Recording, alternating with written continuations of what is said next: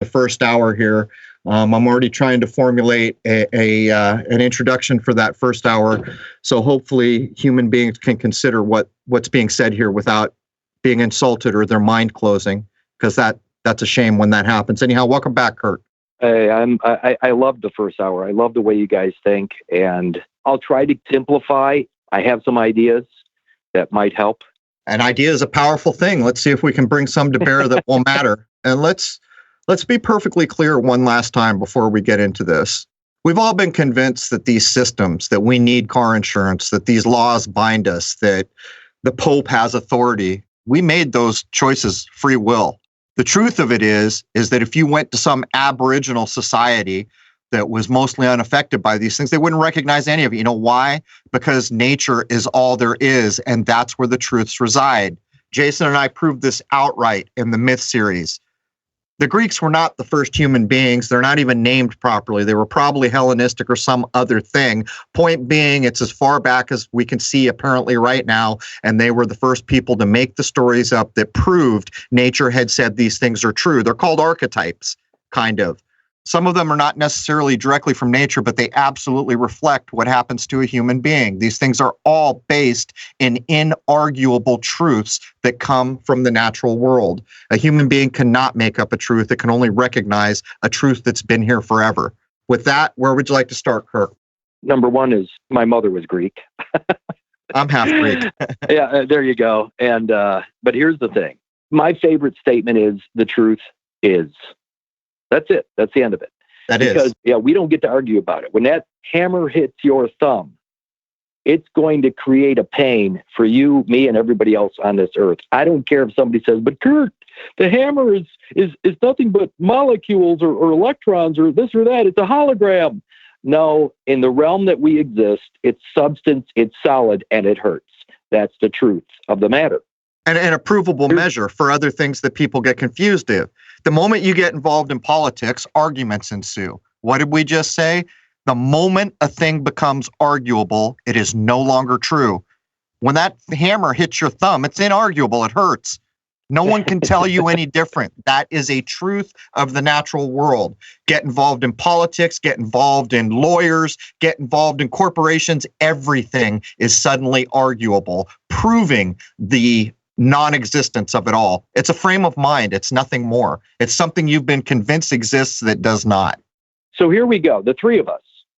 You guys come and visit me in Rockford, Illinois, and we decide to go see a movie. So physically, you guys show up, you drive into my driveway, I give you a hug, and we're off to the theater. We physically get out of the car, walk into the theater, and sit down in some chairs. We're physically sitting next to each other. We're not homophobes, so we sit right next to each other. My point is that we're sitting physically in a theater facing a screen, physically. Now the movie starts. The movie's an incredible movie. We all get into it. In fact, we literally get into it. Our minds go from the seats where we physically exist onto or into the story on the screen. Where are we? Well, we're out of our mind at that point. We are actually involved in a story being told to us. We have actually exiled ourselves from reality, the physical existence into the movie. Now, where are we in reality? We're sitting in chairs. But where is our mind? They have separated our mind from our body. They have decapitated us with the story. So now, where are we in reality? Sitting in a theater. But where is our head? In a fantasy-based reality. And you couldn't have said that any better. That is unassailably a fact, what you just said. You have entered into a fantasy-based... So is the birth-certificated person.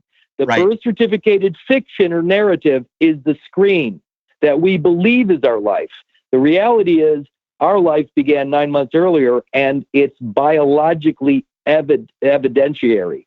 We have abandoned the reality by claiming a character born to a timeline owned by somebody, Pope Gregory, as of 1582. That character exists only on a timeline or within a time frame, not in reality. We can solidify that a little more clearly so people totally get the idea of entering into a fantasy-based reality, which is primarily where most of us exist in everyday life. We're watching that movie, And in the movie, little boy Blue gets hurt, and all kinds of people in that audience begin to cry because little boy Blue has been hurt. Firstly, little boy Blue doesn't exist. He's a fantastic phantasm. He's a figment of your imagination, and yet you still cry physically in the real world because your mind has left reality. So think about what all that means. Maybe that's my entire point, is that biologically our origin is fertilization. Biologically. The problem is when I claim a character born to somebody else's timeline, I always use Harry Potter as my example. Most people know who Harry Potter is, but who is already a misnomer. Harry Potter's a thing. It's a character. It's an idea. It is not a him, and it is not a he, and it is not a biological entity. Therefore, the question would remain, does Harry Potter have the rights of man? No. Harry Potter is a creation of J.K. Rowling. Does Curtis Richard Kallenbach have the rights of man? No. It's a character born to a fictitious timeline, owned and operated by Pope Gregory as of 1582 or the Roman Catholic Church. It's called a person, but it belongs to them. In fact, what's interesting about that, people don't know what the definition of Roman Catholic Church is. Let me just give it real quick. This is out of page 1194 Black's Law. It says the Roman Catholic Church. Here's the definition. The juristic personality of the Roman Catholic Church, comma, with the right to sue. I already gave it. The juristic personality. That's the Roman Catholic Church. That's the certificated person. It's a juristic personality that is completely owned and operated by the Roman Catholic Church. We are merely satellites for the church. That's all we become by making a claim to that certificated person. You know, we should make a point here. If you think that any of the important systems in this world have been ignored by the powers that be, you're sadly mistaken. And I'm going to say a thing here, and I imagine people who claim Christianity, as I was brought up, may have to reel in their emotional state to think about what I'm about to tell you. When I was in San Diego, we were going to a Bible study, and it was one I got kicked out of, by the way, for suggesting that if you die and go to heaven, isn't that akin to being reincarnated? They booted me out. And I wasn't trying to be a pain in the butt either. Point is, my young nephews had memorized some scriptures, and another pastor had come by the house to try to recruit us into his church. The young children at the time, less than 8, both of them, recited their scriptures, and the pastor's response was, "Oh, that's nice, but that's from the NIV. That's not the 1611 Bible. 1611 Bible is the only one that matters. The King James, for those who don't understand.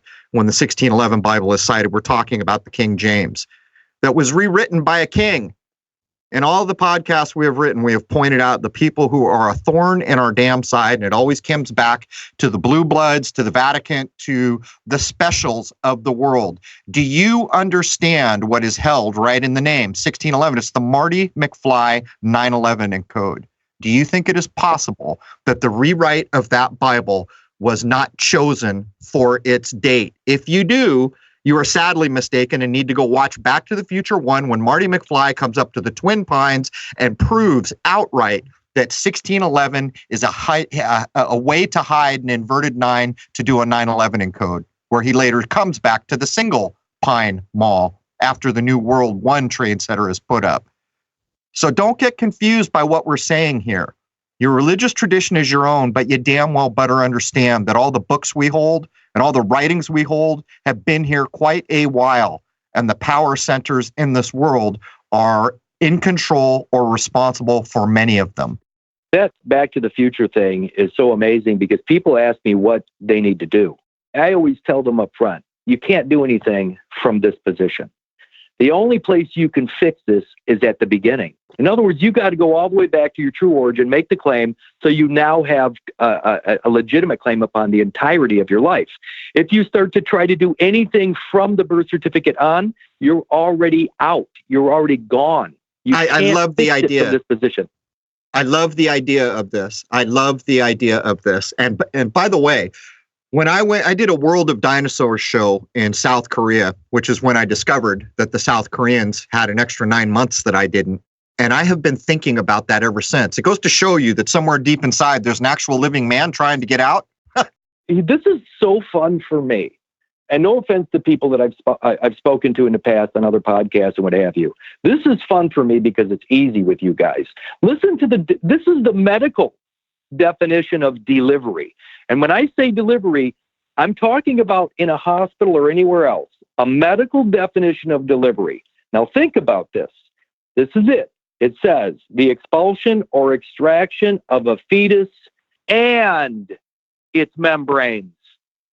That's delivery. That means that if you're not given the attribution of all of the extra embryonic membranes, you have not been delivered. I'm telling you right now that in every hospital across the United States and around the world, it's a taxonomical error to call it a delivery if you have not received the entirety of that conceptus, meaning that if they cut that umbilical cord and that you don't go home as one unit with the umbilical cord and the extra embryonic material, that's all one unit.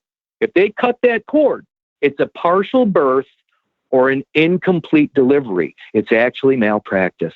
It's malpractice at every single, the legal definition and the medical definition of delivery makes it clear that everything going on in those hospitals is malpractice. Well, that's why this is so important. Well, this is kind of a revelation because I've spent my life studying other older cultures. People can go out and look. I'm not going to reference them right now because I'd have to do it from memory. Look at all the traditions that have to do with the umbilical cord and the placenta. In more Aboriginal traditions, not even that are Aboriginal, some societies that would recognize closer to ours, and look at what happens. So what that does is it echoes back to apparently an era before places like the Vatican had their meat hooks and everything, their imaginary meat hooks and everything, just to make a point. You can look those things up. Just out of curiosity, is there anything to circumcision tied in with all of that?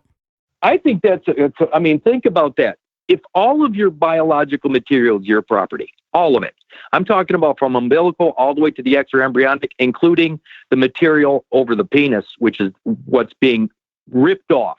It's called an avulsion, by the way.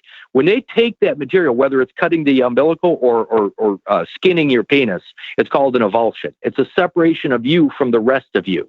And that avulsion, that's where the key is, because the avulsion creates a space in time and space. Think about that. If a piece of me, be it the circumcised property or the extra embryonic, was left back at the hospital 59 years ago, a piece of me, it's lost in time and space. And then if they give a title to it, Curtis Richard Kallenbach, that thing back there is frozen in time and space 59 years ago in a different location physically.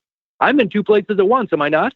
Well, it's almost like being branded as well, right? Now you have a distinguishing mark that shows you to be the same as so many other people. But what's ironic about the question Jason just asked is nobody seems to know why it's done. And that is also evocative of what you're getting at. Used to be, it was for cleanliness. Well, that's been debunked. It's not about cleanliness. There were a number of reasons that were put forward. And the truth of it is, it seems to be just a distinguishing mark making you a member of a tribe, a bit like putting on war paint or wearing a mohawk or something that distinguishes you in a group. It is a mark. So it's a physical mark that identifies you of being party to a culture or a tribe, but it also has an earmark.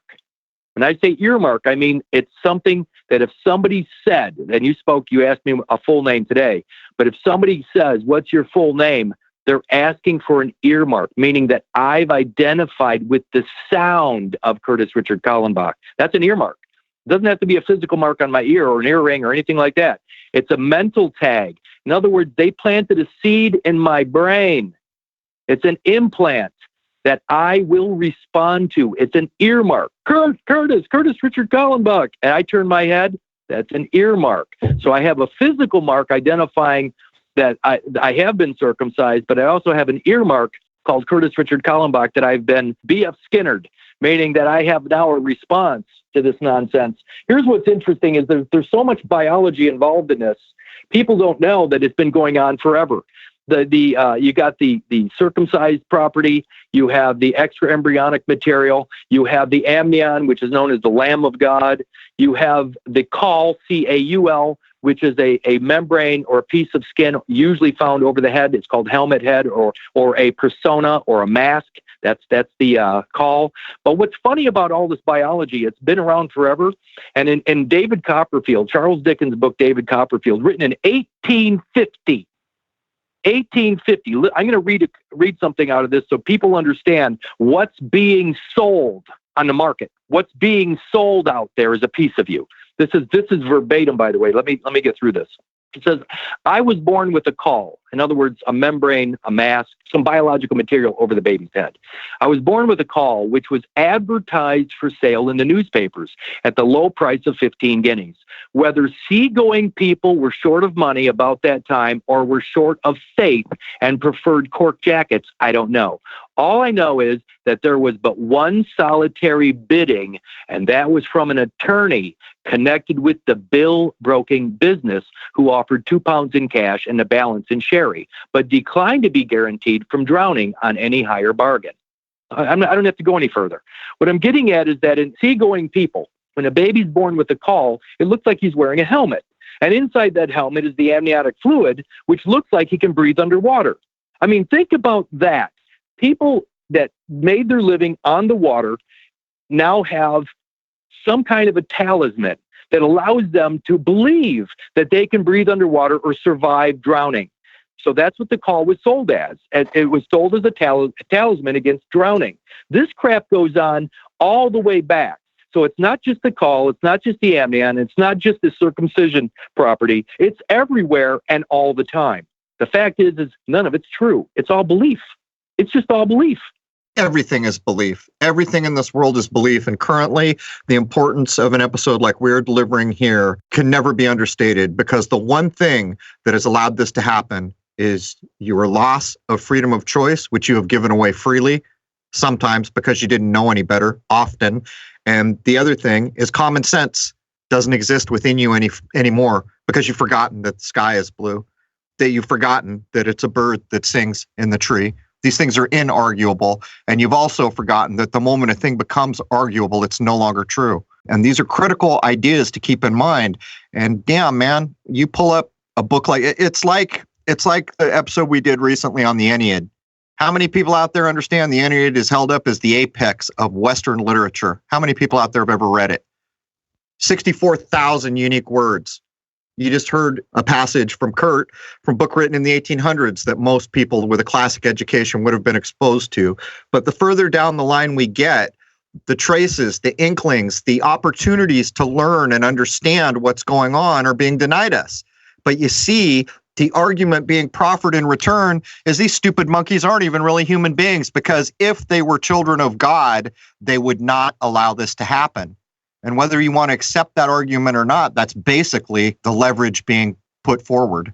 There is, and it was right around the war between the North and the South. Oh, wait a minute. Did I say between the mind and the body? Oh, I mean capital and labor. I mean the Civil War. Article 38 of the Lieber Code, which was from, 1863? Article 38 is very clear. And of course, this whole darn thing is incredible, but it says, Article 38, and I'm reading verbatim, private property, unless forfeited by crimes or offenses of the owner, can be seized only by way of military necessity for the support or other benefit of the Army or the United States. And here it is. Here's the key.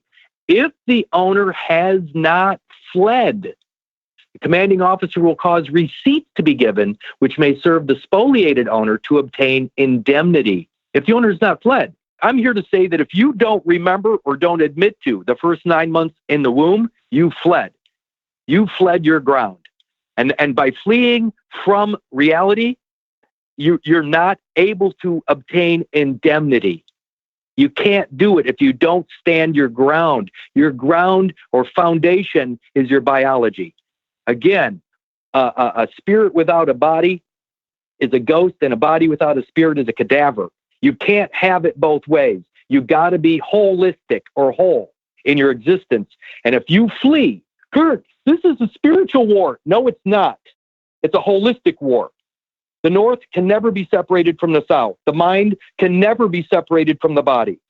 The moment that occurs, you are no better than brain dead laying in a hospital, and now you need to have somebody take care of you.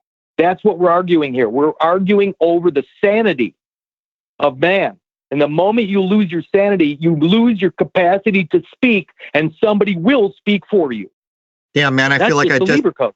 I just feel like I did a hit of speed. My mind is spinning so quickly here, so I'll reel it back for a second. We understand the importance of everything you're laying down. We understand the effect, or we should understand the affect it is having on all of our lives from decisions of free will that we have made or been fooled into making.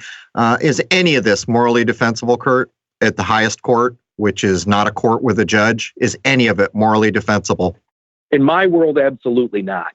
You and I live in the same world. I believe the deception, when you deceive somebody at this level, or you can pretend to be a benevolent dictator. Oh, they need our help. They don't have the capacity to think. No, I'm sorry, but the sins of the father starting back in 1933 with the acceptance of some certificate of indulgence offered by FDR in his New Deal. Well, and in fact, in 1933 in his inaugural address, what does FDR say? This is the day of national consecration. He created a holy nation or holy ground in 1933 and then issued deeds to that holy ground that we see as certificates, birth certificates. And I mean birth, like a hole in the ground birth. I do mean a plot, like a hole in the ground in a cemetery. That's what I do mean, and that's what he means. So when we accept this nonsense, we accept eternal life, which is not biological life. Well, for all intents and purposes, you're a dead entity being run by dead entities, none of which have any existence in the natural world. So it's a living mind that has forfeited its ability to be a living entity, even though it really is, playing by the rules of fantasy, basically. If you leave your material back there, and I'm talking about the rest of you or the beginning of you, it's called rest. In trust law, it'd be called rest, residue, and remainder. If you leave behind your origin as rest, residue, and remainder, you're allowing that residue or remainder to be put into a public pool. I consider it really a giant global Frankenstein monster that is assembled by all the different pieces of all the different persons. That's a giant Frankenstein. It is truly a monstrosity. It's actually the Leviathan. If you know anything about Hobbes or the Leviathan, that's what this is. It's a global Leviathan that actually has the genetic material of everybody in one giant person, one neck to be chopped. That's what this is. And what's interesting about it is even in the United States Code, which is ultimately the Bible codified, in United States Code, I think it's Title 22, 288B, they're talking about the baggage and effects. Think about this, the baggage and effects. That's exactly what the extra embryonic material is.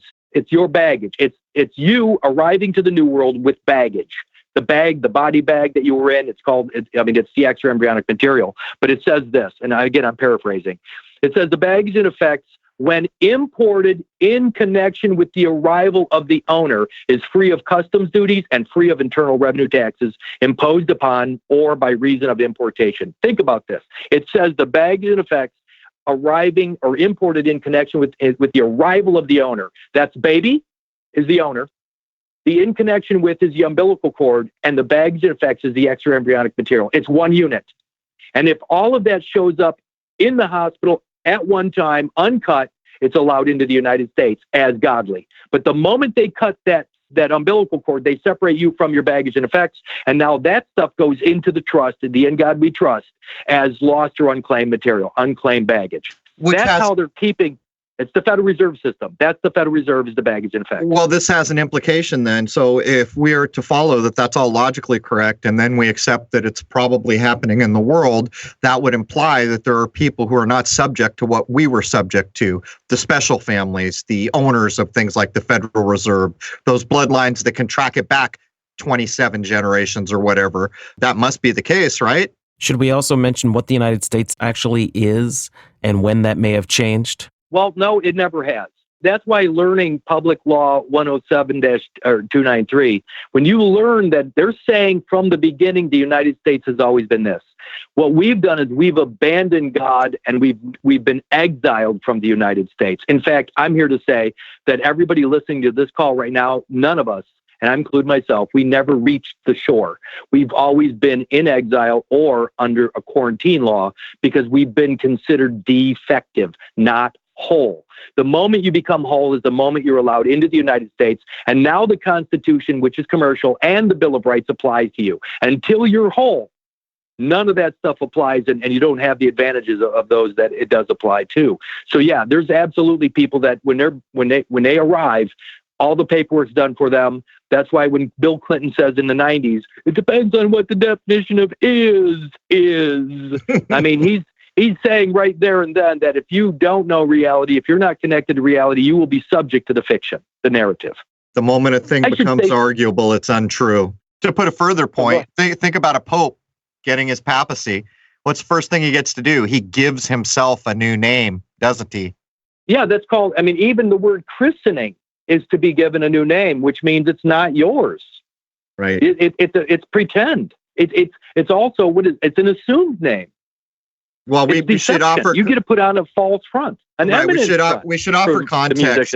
Yeah, we should offer context. Here would be the counterpoint to that, and you've seen it in some fantastic movie that pulled your mind to nowhere, where say an Indian child was born, and the father looked out of the teepee and said, "Oh, there's a deer over there. I'm going to name this child Deer Running." Running deer, something like this. The idea there being that the truths of nature are imbued in the truth of the moment of that human being coming into the world, or not coming into the world, being birthed. And so there's these ideas. And then later on in those same types of movies, you'll see when they come of age, they often pick up another moniker, name, something that firmly establishes them within the group. And in a way, in a weird way, these are the things that we've all been excluded for. You can imagine that if you look at a terrible movie like John Wick, the people who sit at the table of 12, they're not circumcised. They were not pulled apart and excluded and trapped. They're whole. But you see, the problem in all of this becomes the higher moral court, which Kurt and I have agreed on, and I already know Jason and I agree on it. How is it that if we can put together that somehow this place got created, so there's an idea of a creator, that what these people are doing can fit with our conception of what that means? It can't. You cannot put a square peg through a round hole. You can't do it. This is the argument idea all over again. When a thing becomes arguable, it's no longer true, because a blue sky will find no argument. So when we come back to these ideas, what it basically comes down to is people say, well, wait a minute, this is my religion you're talking about, or I feel like you're slighting my religion. This is not the case. What we're telling you is the people in charge didn't forget to dot any I's or cross any T's. Unfortunately, they did it with imaginary things and fake things and fantasy-based things. They basically made up an artificial reality to get around the true reality, which is nature. And then they assigned it to a creator that doesn't seem to resemble anything from my highest moral court. What do you think about all that, Kurt? Well, it's obvious. It's obvious if you're willing to see it, if you're willing to look. On the face of it, right? Absolutely. And it's so simple. What I always tell people is you can believe anything you want. Let's just say you believe that you all your oxygen comes through your pores. If you believe that, and yeah, some of it comes through my nostrils, some of it comes through my mouth, but most of my oxygen comes through my pores. Okay, that's a belief system. I get it. All I have to do to disprove that is put a plastic bag over your head and hold it. Your belief system's going to disappear the moment you can't breathe and you die. It's gone. So that means the obvious aspect of beliefs is that they don't hold up to truths. They don't. That's why they're the enemy of knowing. So that's why when I look at these words and I see that they've destroyed the reality through the use of words or the redefining of words. The word Genesis, for example, at Webster's is very simple. Small g Genesis. By the way, even when you look at the Merriam-Webster definition of small g Genesis, you have to look at the G itself. That particular small g is a symbol of a whole being. It shows a circle, and it shows an umbilical, and it shows the remaining material on the floor. The small g represents the entire birth. So small g Genesis, the definition is the origin or coming into being of something. That's the small g Genesis definition. The capital G Genesis says the mainly narrative first book of canonical Jewish or Christian scriptures. Well, there it is. So if you believe in capital G Genesis, you're actually accept a narrative or a script in which you get a role or you have a character to play. And it probably is a sacrificial character. But in small g Genesis, which is reality, it's the origin or coming into being of something. That's fertilization. And it also shows it in the G itself. These things, when you become so aware of reality, the John Wick movies, by the way, if you know, doesn't he stay at the Continental? When you realize what John Wick is all about, he's out there destroying. What we're doing right now with an awakening is what John Wick is doing in those movies. He's destroying all of the nonsense, all of the characters that are out there that are keeping man down. That's what John Wick's actually doing, and he's angry about it. He's Hercules destroying the messenger, as seen in the statuary of the 12 gods of Olympus in the museum that he goes into. Again, going back to all the true, actually provably correct archetypes, which are Greek myth, which are just truths from nature, just put in story form so that people can understand. In Brown versus Maryland in 1827, this stuff, by the way, this goes back. It's forever. It doesn't ever end. Because the people in 1827 were subject to all the nonsense of the 1700s, 1600s, and all that stuff. But there's something that came out of Brown versus Maryland in 1827. It's called the original package. And the original package is subject only to the federal government. The federal, small f. In other words, God's covenant with man. What is the original package? The original package is the pre-implantation conceptus, meaning no state, I don't even care if the word District of Columbia comes up. No state can make a claim upon an original unbroken package. Federal law, which is man's covenant with God, it reigns supreme over an unbroken original package, which is from fertilization. The moment you claim a birth date, you break the package. You actually breach the package. You break the covenant with God. And now you are subject to the Saturnian Father Time. Now, here's what's interesting about all that. I wrote 3 letters to Secretary of Homeland Security. The first letter I wrote, the secretary actually retired or quit 21 days after receiving the letter. The second secretary, which is Kevin McLennan, he is the acting secretary. He's never actually officially taken the job, which means I can't have any effect on an actor. So what's interesting is that the actual secretary quit 21 days after receiving the claim, the letter, which identifies reality. She quit. Now, here's the third letter, the first paragraph of the third letter, and here it is. Mr. Secretary, as both a present and historical matter of life or death, one declares. This is one's final letter regarding mom and dad's unified original package designed specifically for one's whole portal delivery to the new world, contrary to the avulsed remains of an incomplete delivery or partial birth admitted by physician's signature initiating a faith-based issue or vessel on September 19, 1960 at Swedish American Hospital, Winnebago County, Rockford, Illinois, or continental United States, destroying the precise nature of one's federal species-specific origin and singular zygotic genesis. That's the first paragraph of the last letter to the Secretary of Homeland Security. And ever since I wrote these letters to Homeland, you've seen the president out there talking about the afterbirth, talking about partial birth abortions or abortions, because when you understand the birth date, it is an abortion. It evidences a termination point, a terminal point. And so everybody claiming a birthday has been aborted. This is a nation of aborted fetuses. And so now there's no claim, there's no legacies available. It all goes into a trust, and we have no authority, and we have no ability to even act for ourselves because we don't exist on paper at all. But we can still make a claim, which leads me to what I'm going to say next. All these things you've written, such as document you just read part of, we make those available to the membership here. And secondarily, I've got a comment question for the membership. I quit doing the birthday cake thing years ago.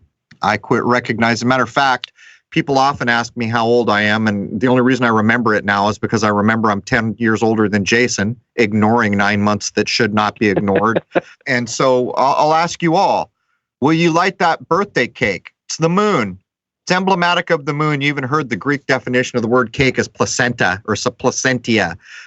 You've followed me. You know what the moon is about in the current era. I don't know if it's always been this way, but I know damn well what it's about right now. And you don't want to go there when you die. You don't want to be influenced by it when you die.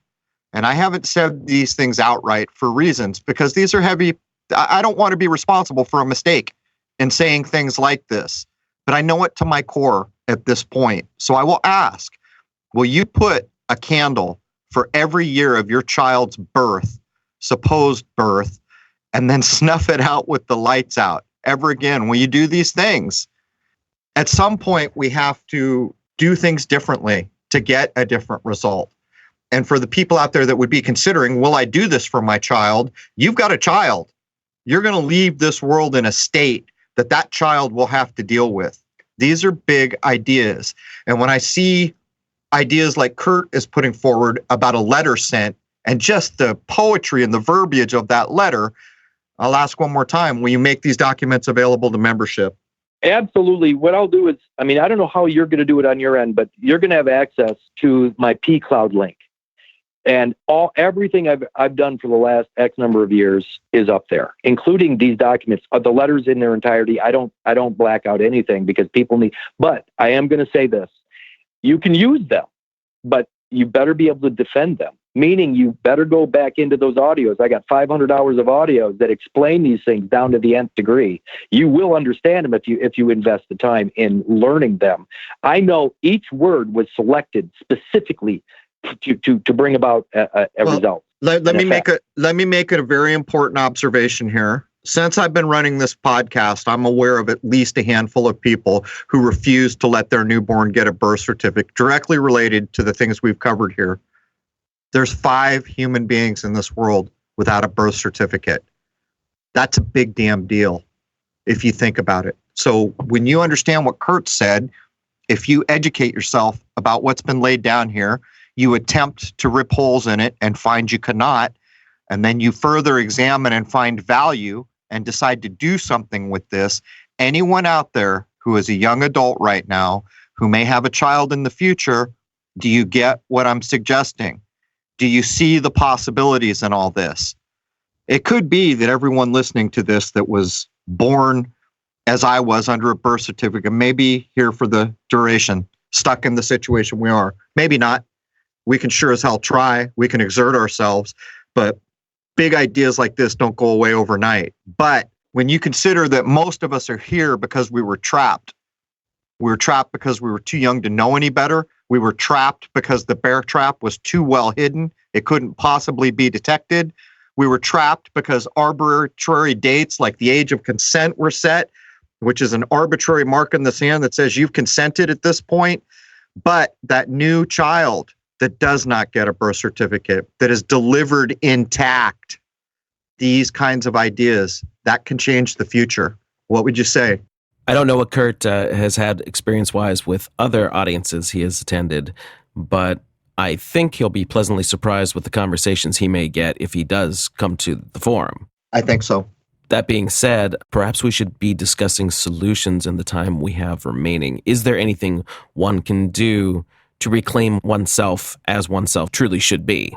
On 2 levels here, Kurt. There's children that are going to be born this year. What could be done with those new births by the parents who had an intention? And secondarily, for all us who are stuck here in this system, now well aware that we're wearing bear traps on both our legs. First of all, understanding the time aspect that, again, what day was it when mom and dad lay together? In my case, what day was it? Somebody can say, well, if fertilization occurred about 260 plus days or 9 months before September 19th of 1960, that puts me back into the end of December as far as the fertilization date. But there is no way that you can pinpoint a date. But what day was it? It's always the same day. Mom and dad lay together today. That's it. That's the answer. So Well, but when- wait when- a minute. What does that mean? Mom and dad lay together today. What day was it when they lay together? There was no calendar day. In the present moment is the only time they lay together. They didn't do it in the past, and they didn't do it in the future.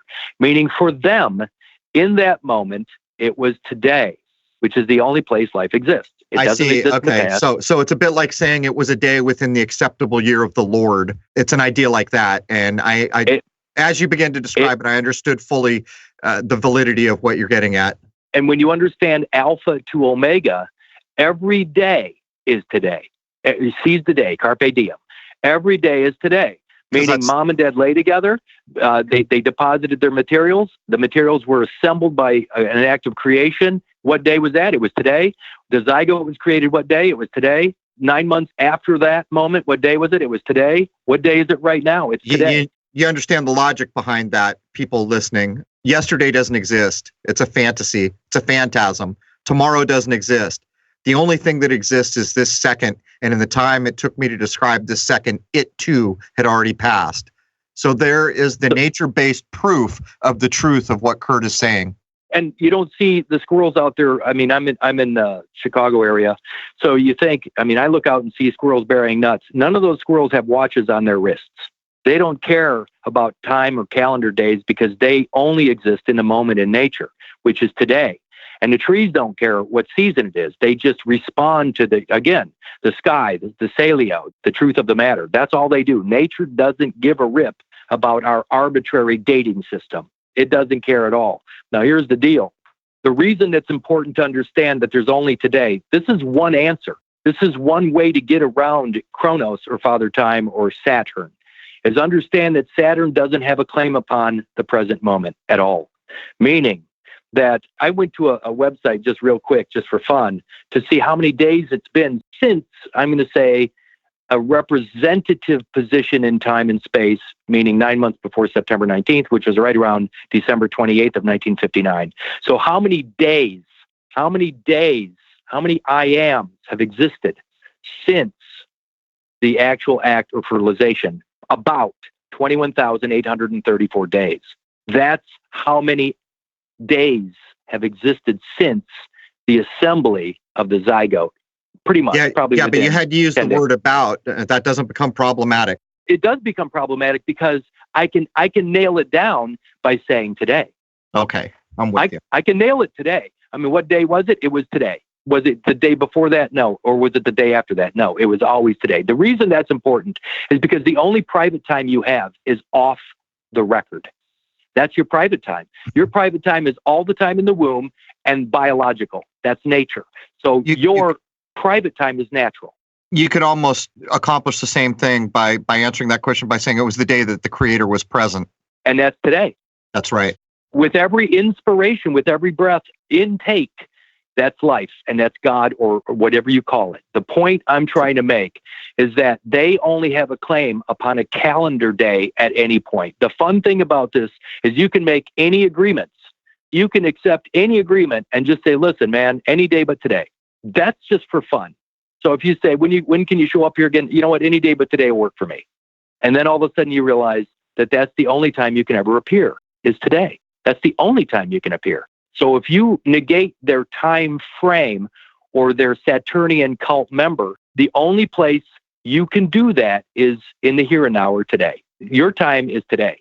Which not they yesterday, will, yeah, but that'll get subverted. They'll say, okay, not today. Here's the calendar date. Do you accept? People got to be careful. But I'm going to ask you, Kurt, in an offhand way, because I don't want to suggest that we're directing people to take actions. People take actions of their own volition. People take actions with their free will that they were given at the creation.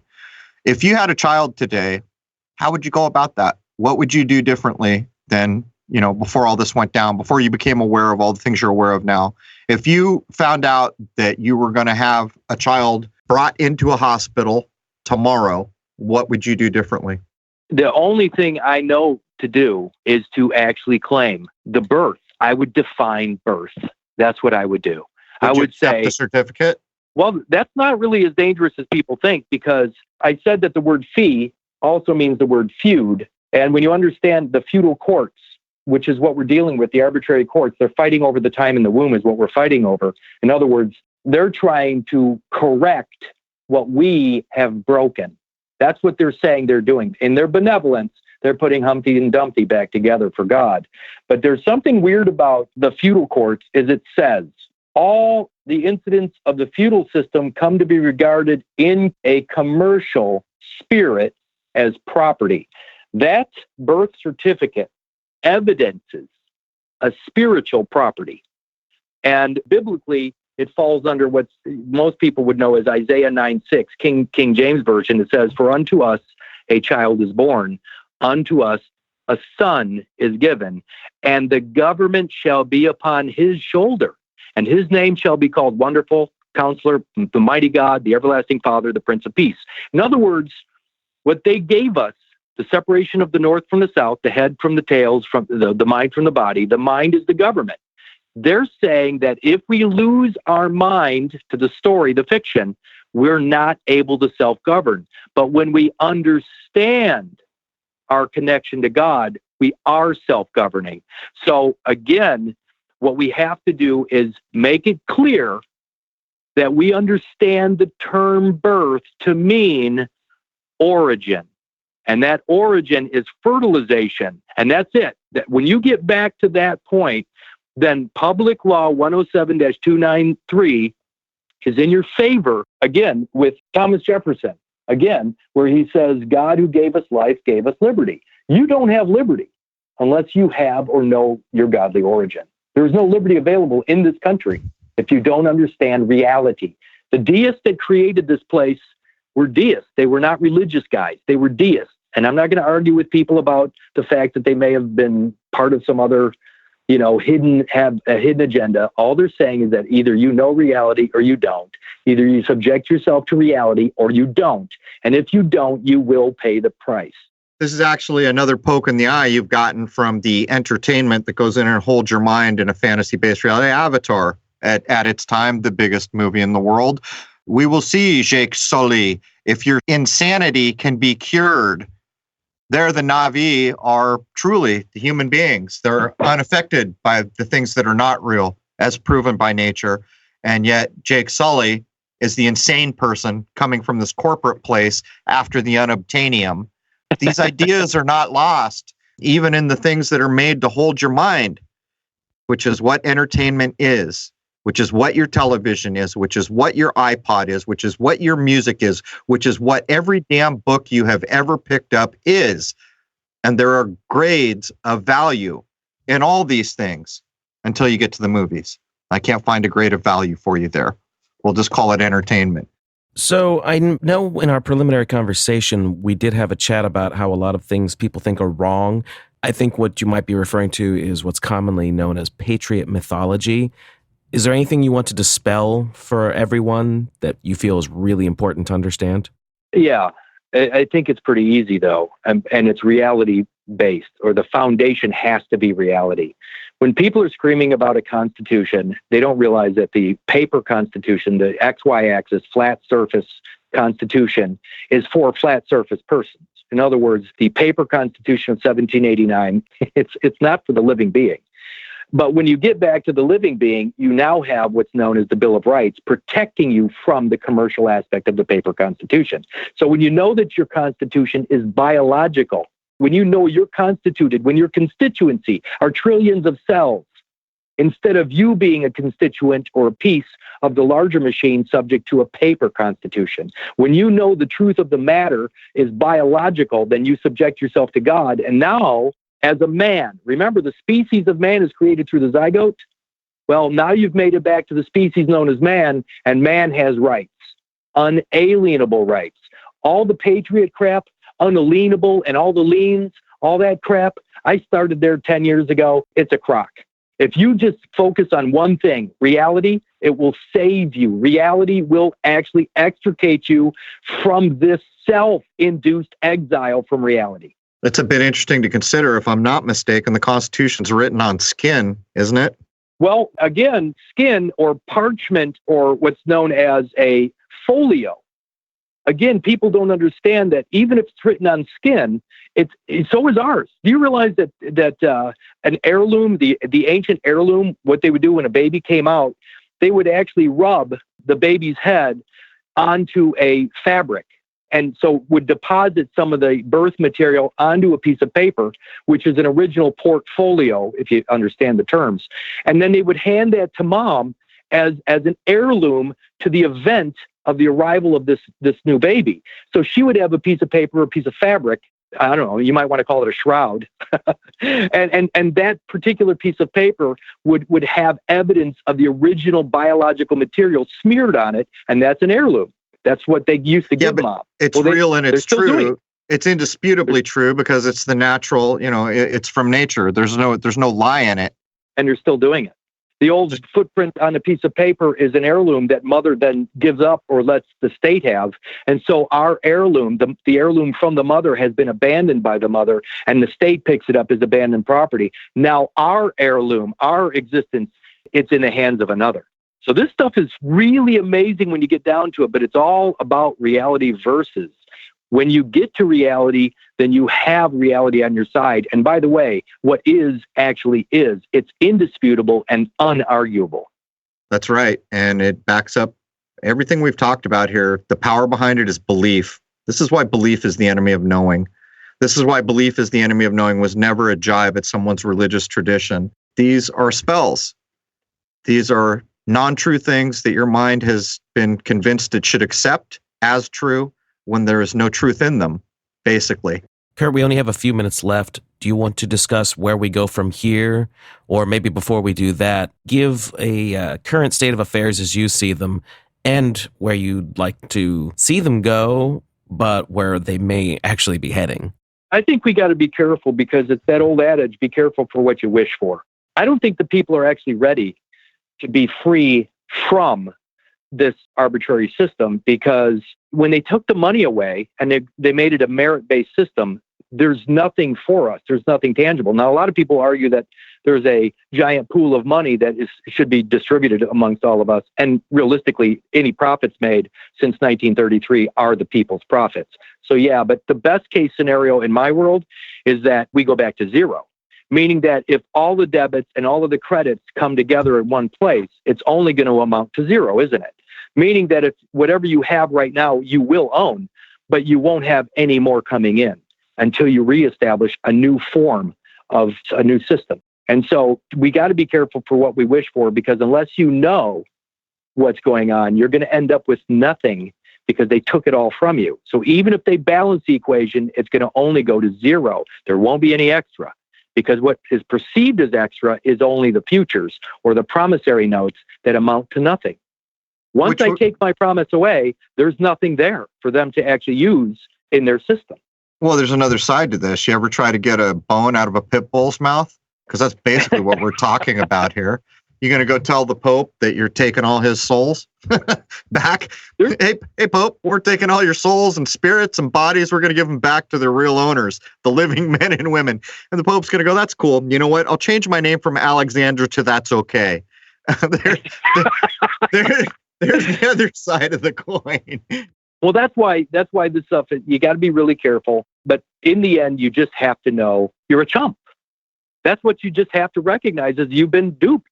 You've been played the fool. And that's what we've all been. We've all accepted something as of 1933, a guarantee or an insurance policy against the future.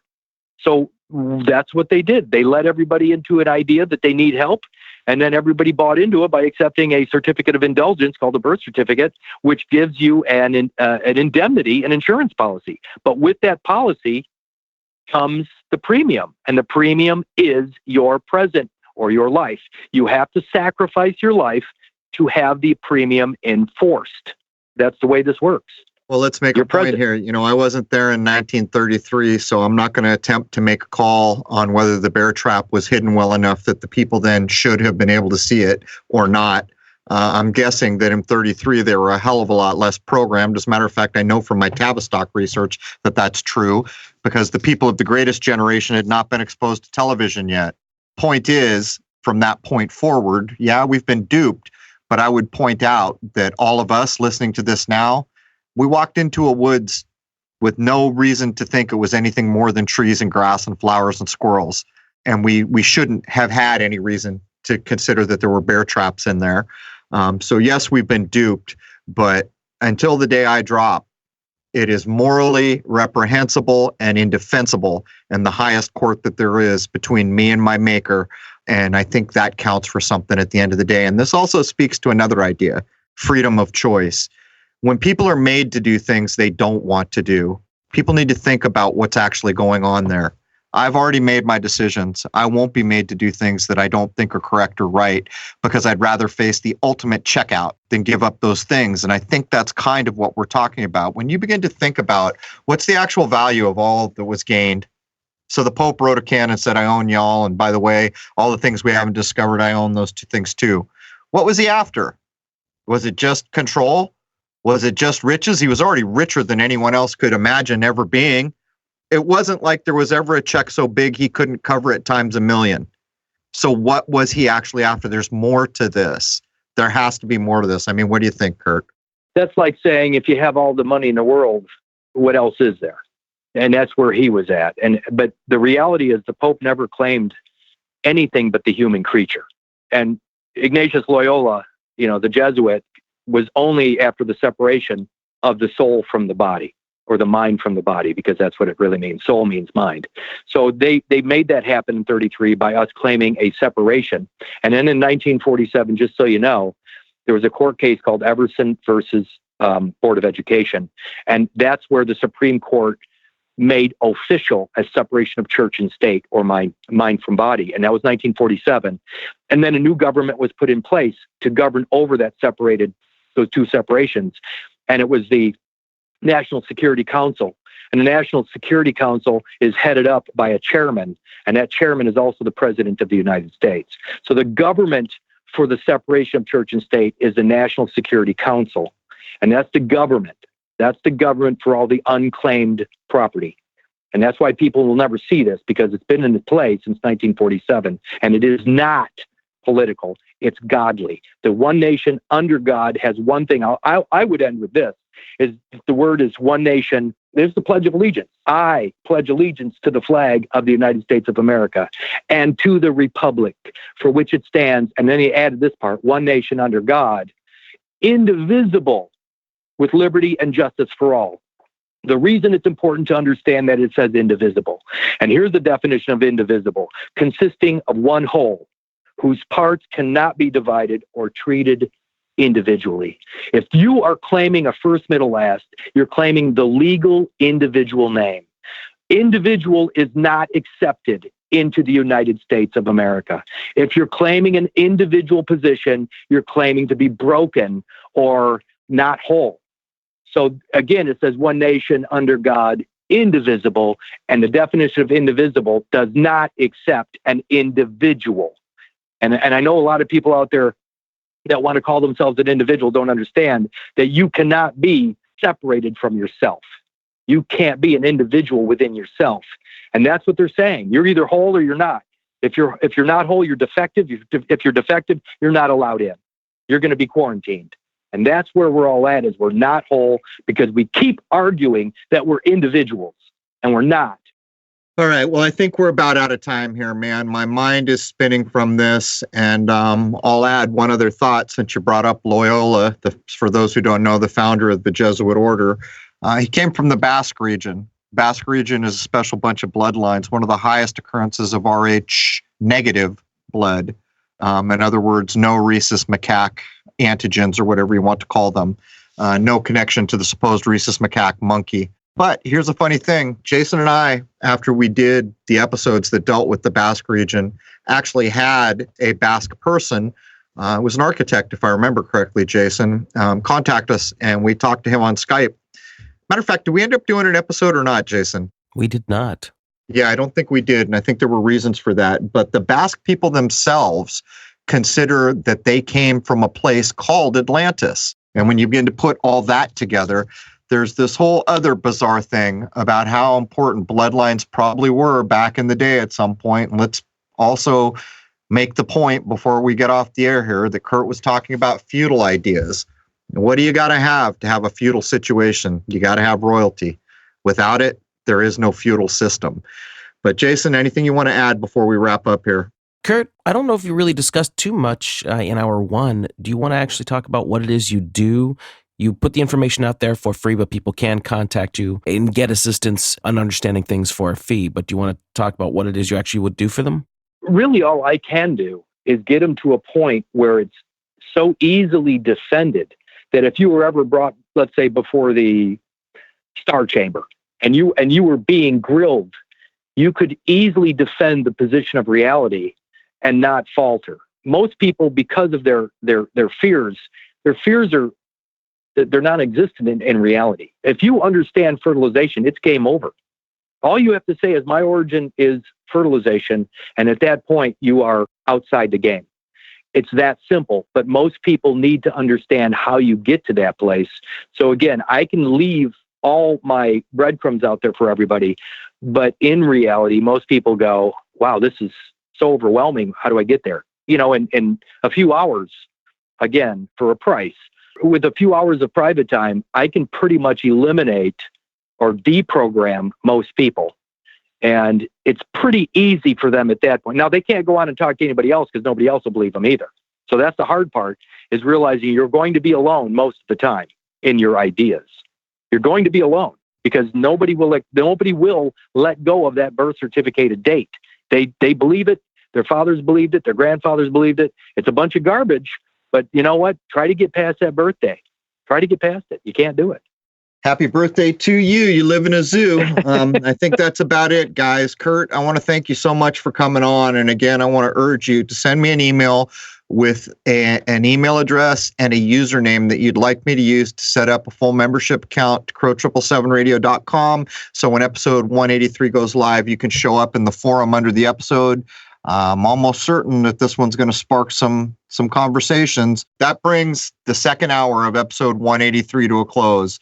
And I want to urge everyone before I sign off here for episode 183, don't let your mind snap closed. Don't let your religious traditions preempt what's been laid down here. Anything that was said that might get your blood up about your religious tradition was from the point of view of those who control things in a dishonest way. And that's the truth of it. Because if the three of us, Kurt and Jason and myself, were wearing loincloths out in nature somewhere, everything we said wouldn't even exist or matter. Yet that's not the world we find ourselves in. We find ourselves in the world of birth dates and birth certificates and laws and corporations given the rights of a living being. That's the world we find ourselves in. Anyhow, that's it for hour 2 of 183. We hope you'll join us all next week. Jason and I are locking and loaded back to back to back all the way into November. We've been recording one after the other, and they have been powerful shows. This is no exception. Thank you so much, Kurt. There it is. Cheers.